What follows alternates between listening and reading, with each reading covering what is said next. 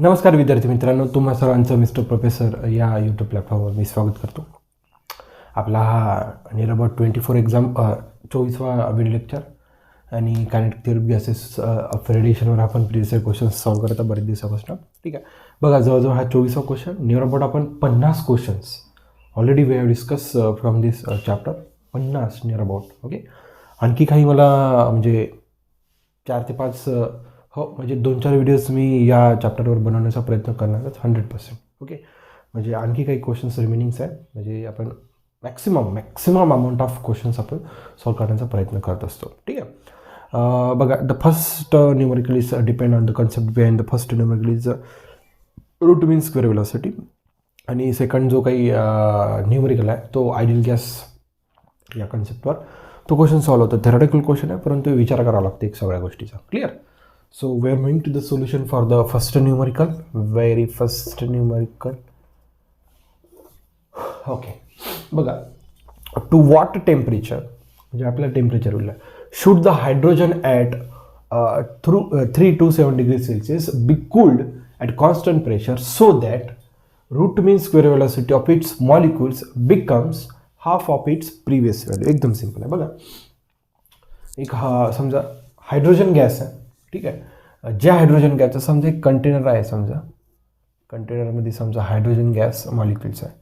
Initially त्या कंटेनरमधल्या hydrogen गॅसचं temperature T1 तुम्हाला दिलं आहे 327 डिग्री सेल्सिअस आणि त्याची VRMS वेलॉसिटी तुम्हाला दिली आहे सुरुवातीला V1. काही हरकत नाही. ठीक आहे, बघा नंतर काय म्हटलं त्यांनी, बघा to what temperature should the hydrogen at 327 degree Celsius be cooled. ठीक आहे, ॲट कॉन्स्टंट प्रेशर.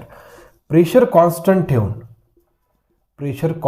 ठेवून जो काय हायड्रोजन गॅस आहे त्याचं टेम्परेचर काय होणार आहे, चेंज होणार आहे, म्हणजे कूल डाऊन होणार आहे. टेम्परेचर काय होणार आहे, कूल डाऊन. आणि इथं असणारा हायड्रोजन गॅसच्या मॉलिक्युल्सची जी काही VRMS वेलॉसिटी आहे ना ती प्रिव्हियसपेक्षा कशी आहे बेटा, अर्धी आहे. हे गिव्हन डाटा आहे. कंटेनरमध्ये हायड्रोजन गॅस आहे, इनिशियली त्याचं टेम्परेचर आहे 327 डिग्री सेल्सिअस, त्याची इनिशियली VRMS वेलॉसिटी आहे V1. ओके, प्रेशर कॉन्स्टंट ठेवून त्या हायड्रोजन गॅसमध्ये ओके कूल डाऊन होतं. हायड्रोजन गॅस काय होत आहे, कूल डाऊन, म्हणजे त्याचं टेम्परेचर फॉल होत आहे.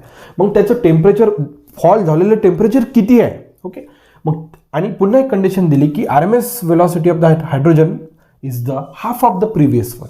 तिने इथं शब्दच वापरला, half of the it's previous value. Clear. ठीक आहे, आपल्याला टेम्परेचर फाइंड आउट करायचं आहे. बघा RMS आणि टेम्परेचरमध्ये काय रिलेशन आहे ते एक लक्षात घ्या. VRMS equals to square root of 3RT divided by M0.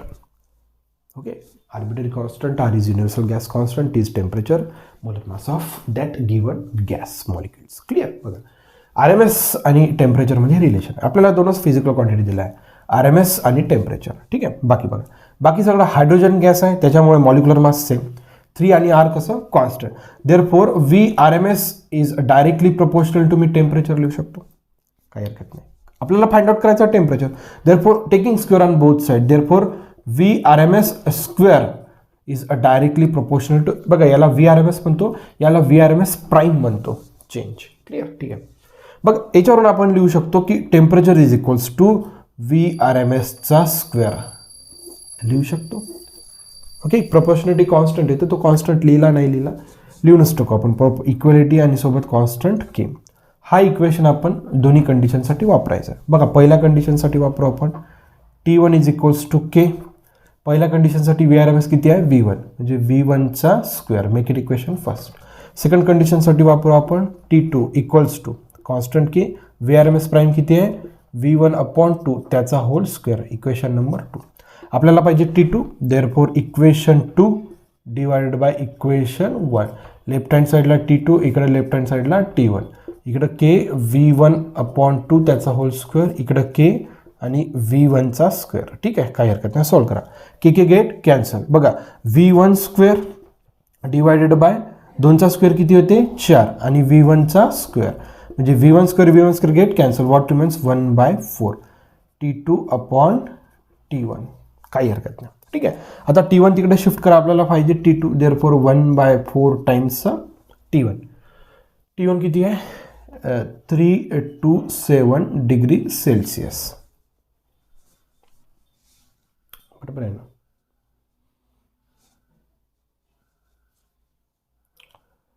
K times V1/2 K times V1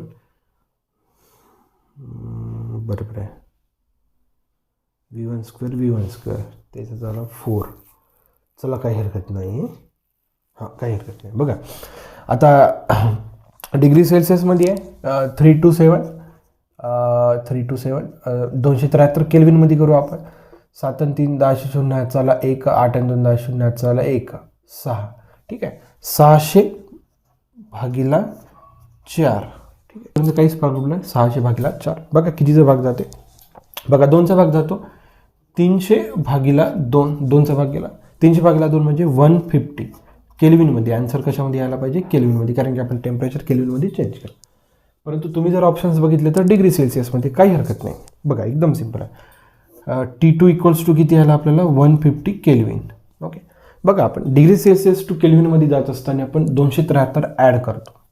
okay इथं लक्षात डिग्री सेल्सिअस टू केल्विनमध्ये जात असताना 273 ॲड करतो.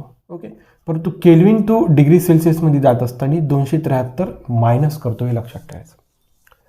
डिग्री सेल्सिअस टू केल्विनमध्ये जात असताना 273 ॲड करत असतो.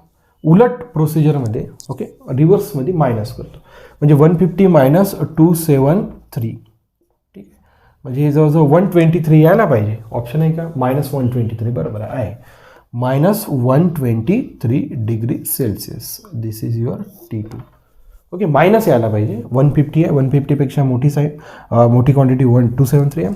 मोठ्याचा आपण साईन ठेवत असतो आणि सबट्रॅक्ट करतो. Therefore the option number first one is the correct one and the question is from the Maharashtra CET 2009.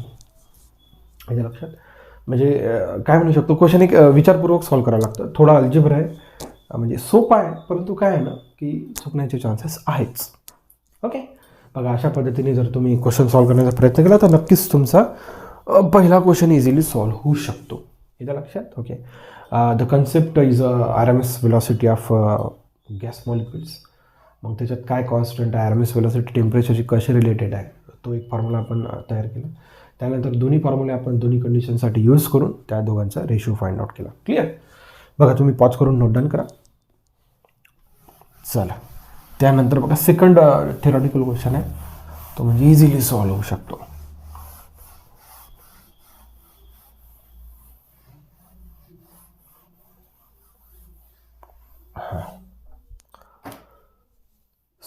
So the numerical number second solution.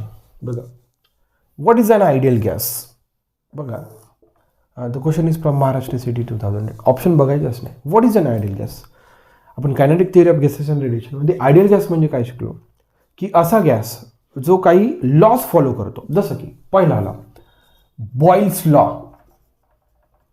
Okay second law Charles law. Okay third Avogadro's hypothesis.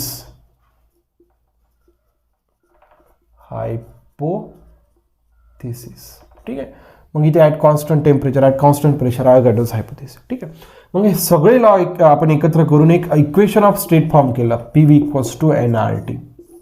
याला आपण एकतर ideal gas equation म्हणतो और equation of state पण म्हणतो. मग जो gas हे तिन्ही लॉज फॉलो करतो, तिन्ही लॉज फॉलो करून म्हणजे तिन्ही लॉज कंबाईन करून हा इक्वेशन तयार करतो PV = nRT. म्हणजे आपण सरळ असं म्हणू शकतो की जोही गॅस हे इक्वेशन फॉलो करतो त्यालाच आपण काय म्हणतो आयडियल गॅस. ओके हे अझम्पशन्स आहे.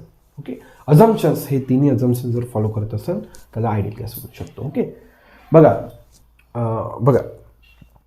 बघा हा ऑप्शन खूप व्यवस्थित आहे. A gas satisfying the assumptions of kinetic theory of gases.